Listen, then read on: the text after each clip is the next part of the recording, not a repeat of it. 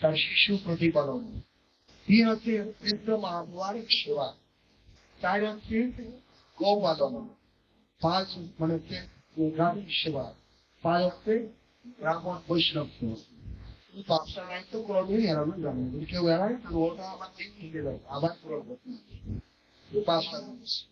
তাহলে দেখা যাচ্ছে আমরা কি রাখবো না, বিশ্ব রক্ষা, নারী শিশু দুটো যত্ন, সুরক্ষা, বৃদ্ধ মা বাবার সেবা, গেল। তারপরে সেবা এবং পাঁচ হচ্ছে ব্রাহ্মণ বৈষ্ণব সেবা।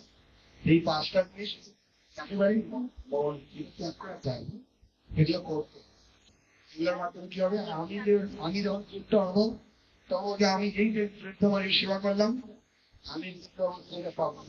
শিশু বয়সে আমি শিশু বয়সে আমি সেবা নিয়েছি, পাড়া প্রতিবেশী সবাই আমাকে করে দিয়েছে, সবার কাছে ঋণ আছে কি নেই? আমরা কিন্তু মায়ের কি সারাদিন করে সব পাড়া প্রতিবেশী এই দায়িত্ব পালন করছি সবাই, একটা বাচ্চাকে সবাই করে, কারণ কত ধরনের করে উঠছে। আমাদের আমার শিশু বয়সে আমাদের এই ঋণটা আছে, এখন যদি আমরা এরকম শিশুদের সুরক্ষা না দেয়, শিশুদের ভালোবাসা না দেয়, তো আমরা কিন্তু আমরা বলবো বৃদ্ধ বাড়ির সেবা মানে আমার সেবার সম্পদ আমি সঞ্চয় করতে। এটা তো দেখা যাচ্ছে বৃদ্ধ বয়স হচ্ছে সবচেয়ে, এটা হচ্ছে শিশুদের চেয়েও সেন্সিটিভ বয়স, কারণ এখানে অনেক যন্ত্রণা ভোগের সময় আছে, তো যন্ত্রণা নেই, কিন্তু বৃদ্ধ বয়সে অনেক যন্ত্রণা আসে, এটা অনুভব করতে হবে।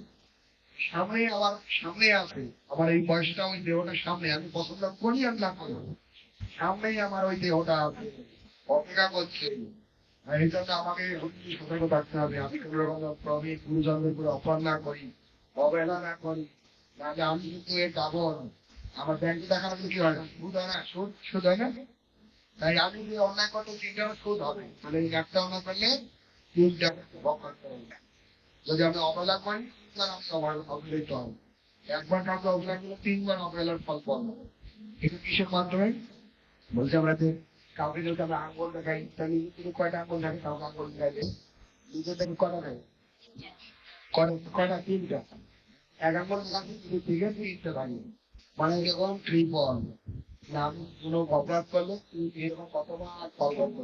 তাই আমাদের কর্তব্য হচ্ছে না, আমরা যেন সেবা মনোভাব, গুরুজনের সেবা, সাধুবৈষ্ণবীর সেবা, হ্যাঁ, এবং সংসার সেগুলো পালন করি। আর আমাদের ধর্ম আমি জীবনটা ভ্রমণ করাইনি, এটা কোনো মাপ নেই, আমি জীবনে শিখতে পারবো। ঠিক আছে, সবাইকে ধন্যবাদ। এবার একটা বিশাল